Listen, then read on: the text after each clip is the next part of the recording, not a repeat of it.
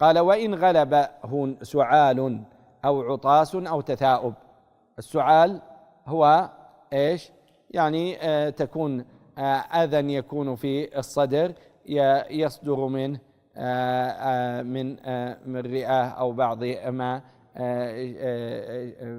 يعني امتد مع ذلك أو قرب منه صوت قد يكون فيه حرفان، ومثل ذلك العطاس هي حال في تهيج داخل الأنف أو نحوه، نعم، أو شيء يعرض للرأس، فيعطس العاطس، وهو كذلك قد يكون معه صوت والناس يتفاوتون في ذلك، فربما صدر معه حرف أو حرفان أو أكثر.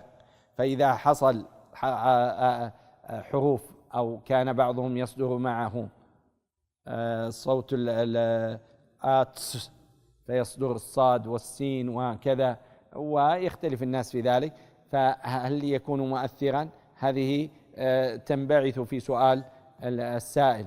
أو تثاؤب.